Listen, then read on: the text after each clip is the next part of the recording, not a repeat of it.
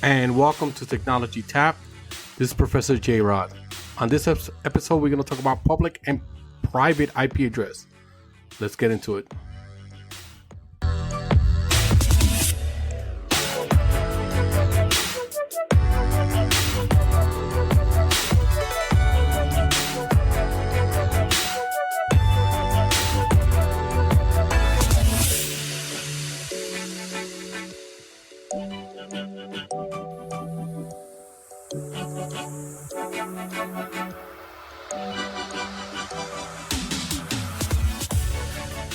All right, everyone. Welcome. Happy New Year, everyone who didn't listen to my last episode, and shame on you if you did not.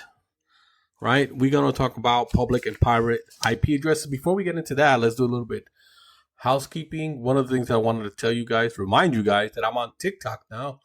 So if you want to follow me, I'm Professor JRod on TikTok, and I do 2, 3, 4 short-minute clips on the CompTIA series of exams. You know how much I love CompTIA. And I do questions. I do mini lessons. Check it out. Tell me what you like. Hit the like button. Hit the follow button. Make a comment or something. If we get a lot of followers, I don't know how many it is for TikTok. I think it's 1,000. I can go live. We can do live question and answer sessions if you want.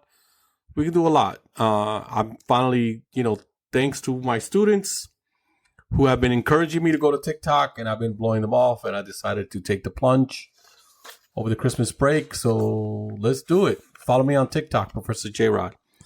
All right, so welcome everyone. Today we're going to unravel the world of IP address and their significance in the vast world of networking. So an IP address or Internet Protocol address is a unique numerical label assigned to each device connected to a computer network. It serves as an identifier for devices, allowing them to communicate with each other. So imagine IP addresses as the digital postal codes or zip codes for the internet. They enable seamless communications between devices, ensuring data reaches its intended destination accurately and efficiently. And the intricate web of networks, IP address are the backbone facilitating the flow of information across the global digital landscape. Now let's introduce the concept of public and private IP addresses. Public IP address is the address assigned to the devices directly connected to the internet. It is uniquely global and allows devices to be accessed from anywhere on the web. Now, in order for this to happen, they must get assigned by your ISP. Your ISP, Internet Service Provider, gives you your public IP address. Private IP address, on the other hand, devices within a local network, like your home or office, they all have private IP address. These addresses are not directly reachable from the internet. Which means if you are on that address, that private IP address that you have on your computer, it does not go out on the internet. When it goes through your router's public IP address becomes the IP address that the internet sees your device as. It's never going to see your device as the private IP address that you have.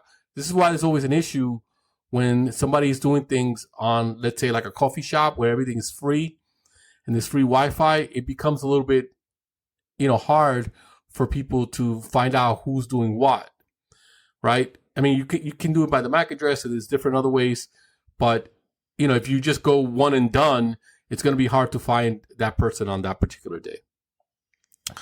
Universal presence. It is crucial to grasp that every single device connected to the internet, be it a smartphone, laptop, or smart fridge, has its own IP address. This digital identifies is fundamental for devices to locate and communicate with each other in the vast interconnect landscape of the internet. But your laptop, smartphone, and smart fridge IPs are what? They're private IPs, right? They're not public IPs. They are private IPs. So now that you understand the basic, let's do a deep dive into public IP address. Public IP addresses are assigned by the internet service providers to devices directly connected to the internet. It's like the face of a device in the global digital space. ISPs, the internet service providers, play a crucial role in assigning your public IP address. When you connect to the internet at home or in your office, your ISP provides you with a unique public IP address. Are they dynamic or static?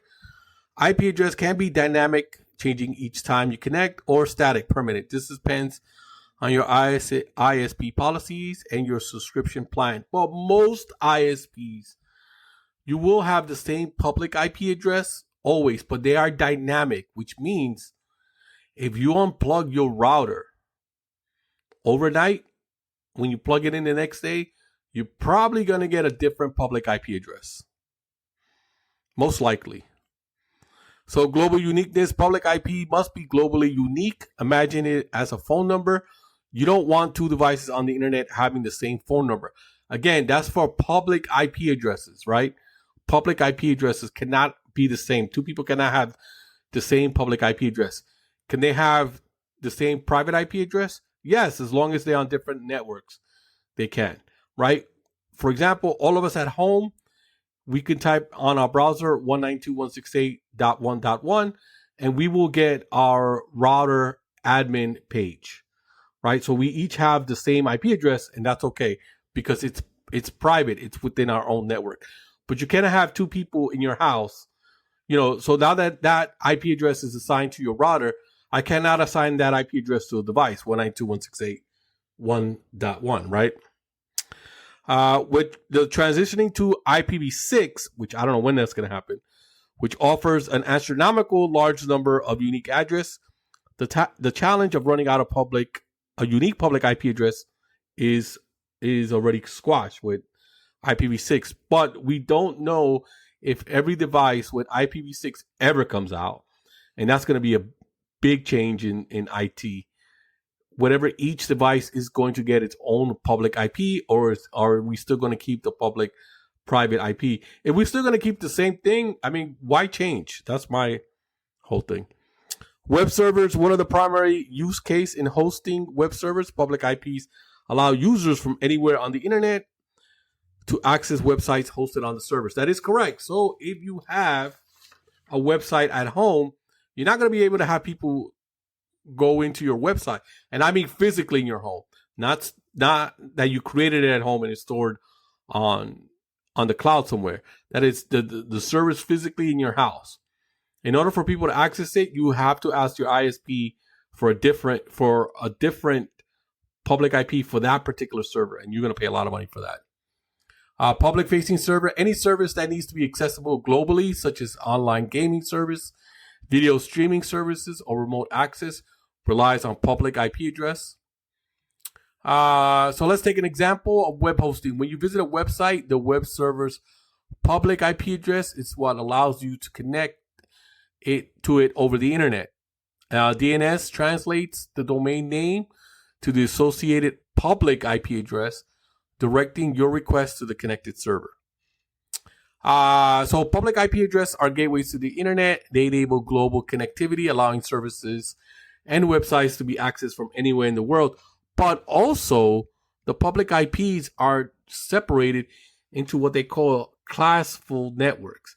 And there's three categories. There's Class A, Class B, and Class C.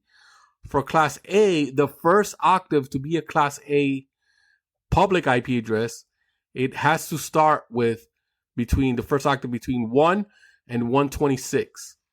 And that gives you, for each octave, so for octave, let's say 10 or 9, right? So 9.0.0.1, 9.0.0.2, 9.0.0.3, 9.100.10.54, That 9 network has the ability to give you, because the other 3 octaves change, right? And you can go anywhere from 0 to 255, which gives you 256 different combinations.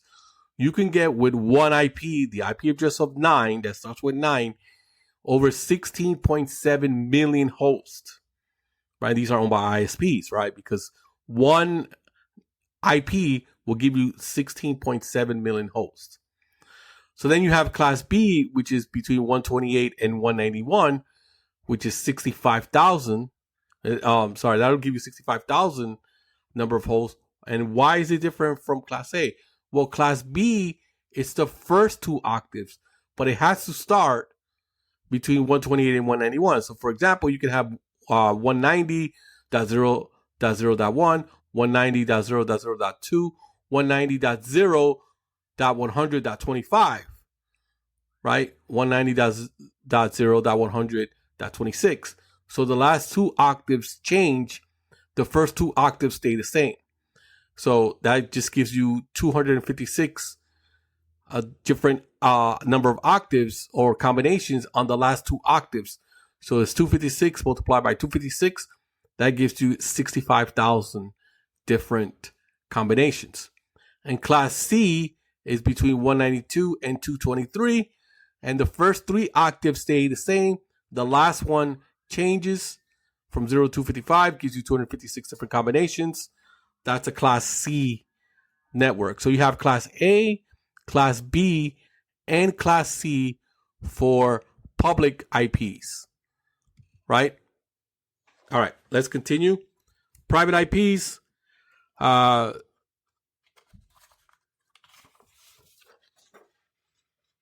Private IPs are located, which are usually located within local networks. Your private IP, unlike public IP, private IP are reserved for use within local networks, such as your home or office. They are not directly accessible from the internet. Private IPs are defined within specific ranges to avoid conflicts with public address. Common IPv4 private address range includes, well, like public IP, private IP also has 3 different classes. And the 3 different classes range, so class A goes from 10.0.0.0 to 10.255.255.255. Class B is 172. Goes from 172.16.0.0 to 172.31.255.255. And class C, which is the ones that we are more familiar with in our homes, is class C, 192.168.0.0 to 192.168.255.255. Similar to IPv4, IPv6 has reserved ranges for the private address, but again, we're not worried about IPv6 now. We worry about that in the future. Private IP address are used internally within local networks, creating a closed environment where devices can communicate with each other. The router within the local network assigns and manages private IP addresses for the device. NAT is the one, network address translation. NAT allows multiple devices between a local network to share a single public IP when accessing the internet. When a device from a local network requests access to the internet, the router assigns a unique temporary port number to the device private IP address. As the device leaves the local network, the router translates the private IP and the port to the public IP in a different port. This way, the response from the internet can be directed back to the correct device. NAT is crucial for conserving public IP addresses.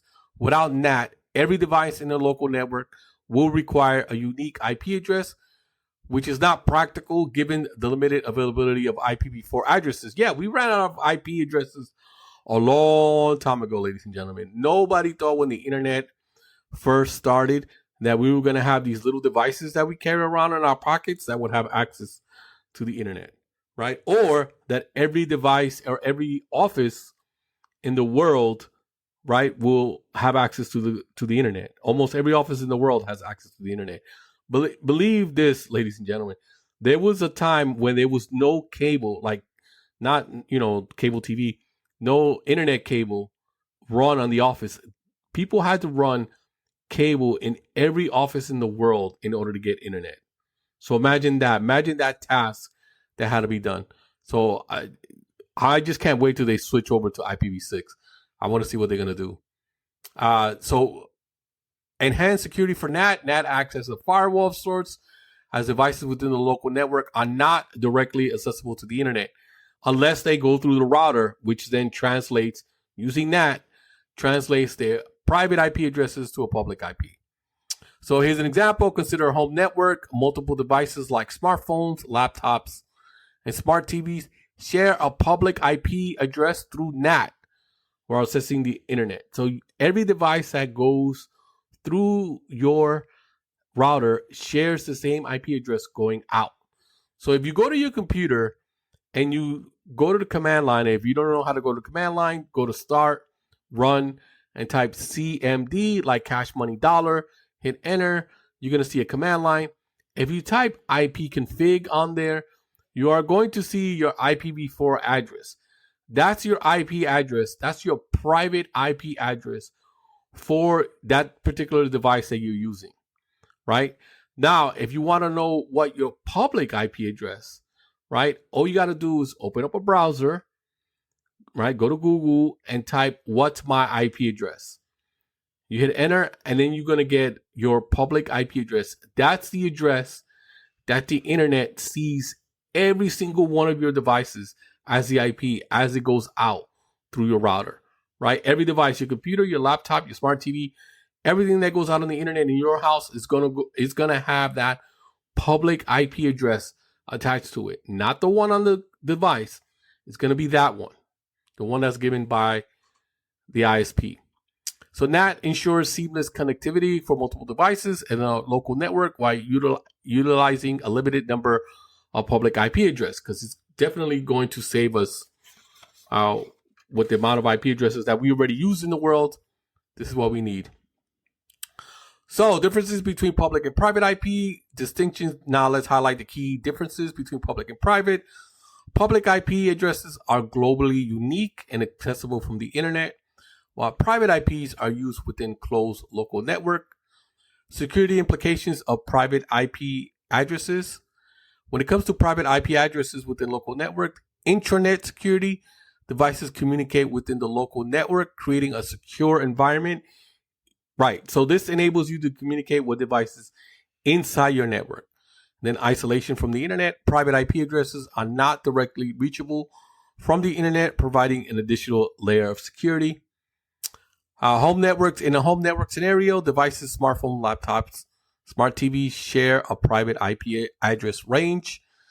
And when you go access to the internet, NAT allows seamless internet access for all devices while using a single public IP address.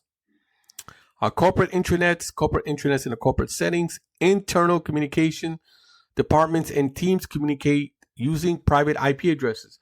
For example, you connecting to your server at the office, you're connecting via your private IP address. You're not connecting via the public IP address because your server is not going out on the internet. Your file server, right? Your file server, the one that you're sharing all the files with, that's not going on the internet. Access to the internet. NAT allows seamless internet access for all devices. Security. Enhanced security as an internal network details are shielded from an external internet. Role of routers in managing public and private IP addresses. Routers functions. Routers play a crucial role in managing both public and private IP addresses within the network. Public to private routers handle the translation of public to private address using NAT. Routing traffic. They route traffic between devices in the local network and the external internet. Security measures in routers. Routers implement security features to protect the local network. Firewalls, filtering and controlling incoming and outgoing traffic. Access control, defining rules for which devices can access certain resources. Secure communications in both home and corporate network.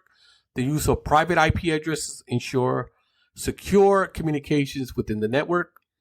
Encryptions, adding encryption layers further secures data transmission. Scalability in corporate network, scalability in corporate environment.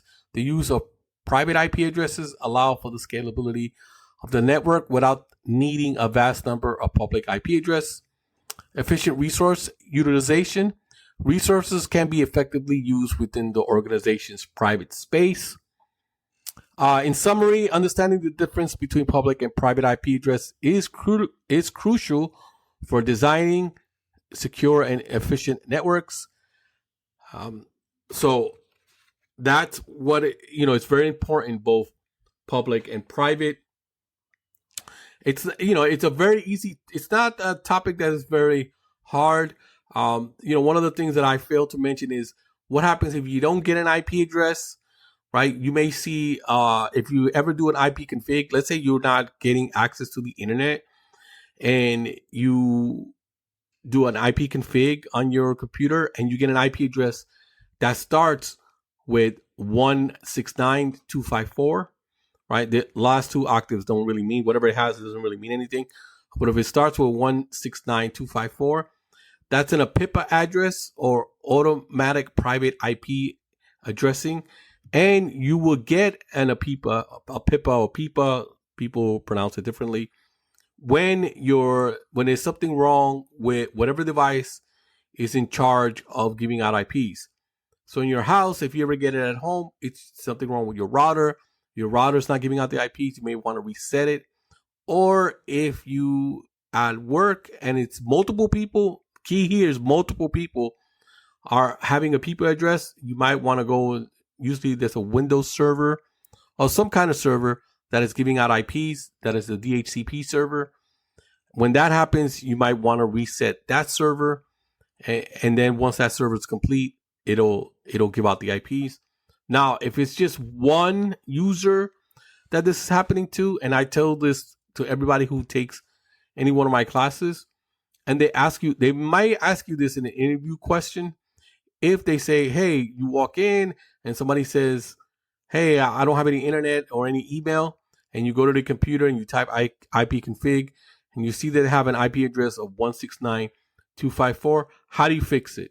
Well, I'll tell you the easiest way to fix it, but not the answer that they want you to hear. If you say reboot, that's going to fix it. That's probably going to fix it.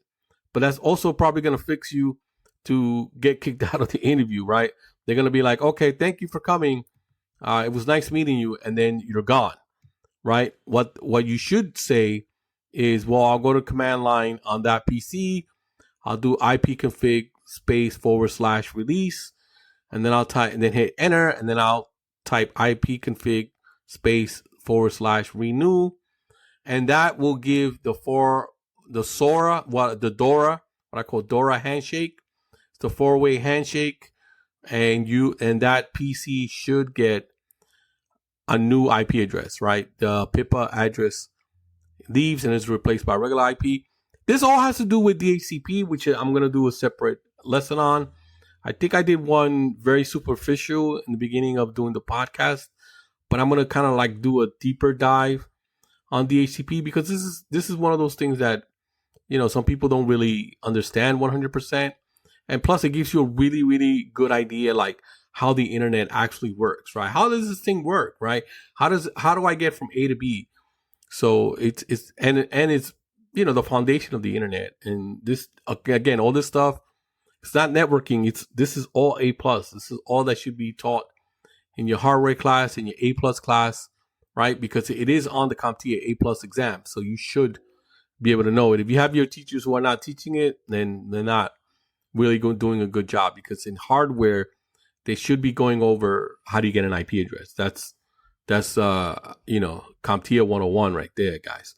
So so with that, I mean, we're not done yet, but I just want to remind you that I'm on TikTok at Professor JRod. Stop by, look at one of the videos, look at a bunch of them. I'm trying to go live, but I think I need 1,000 likes or 1,000 followers, something like that.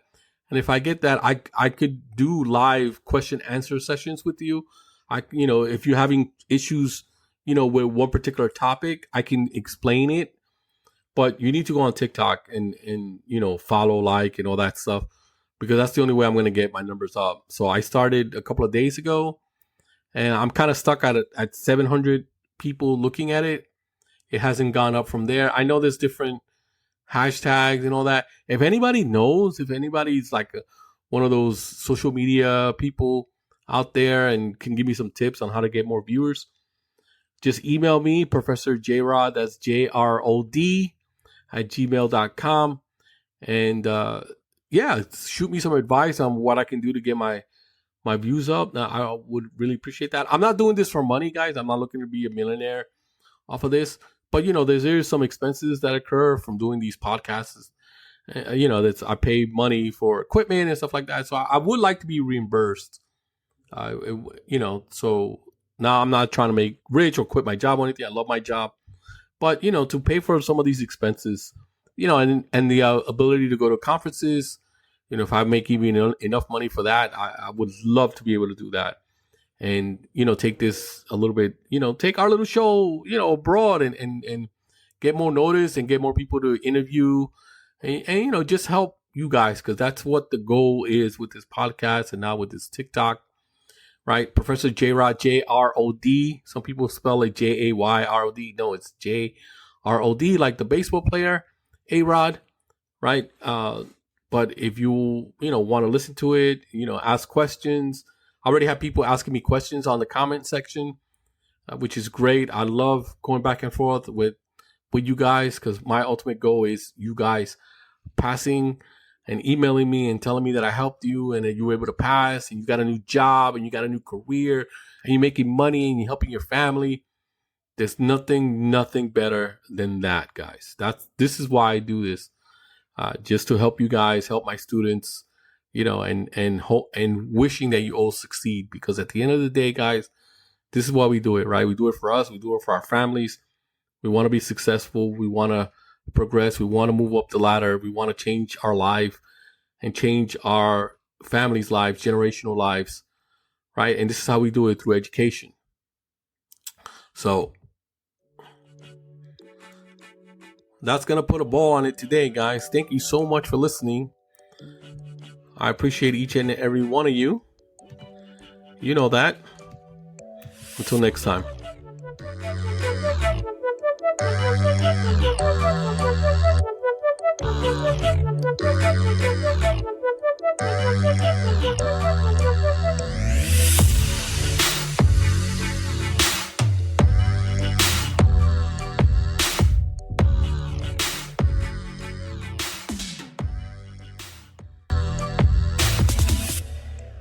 This has been a presentation of Little Chacha Productions, art by Sarah and music by Joe Kim. If you want to reach me, you can email me, Professor JRod, JRod, @gmail.com, on TikTok @Professor JRod, on Instagram @Professor JRod.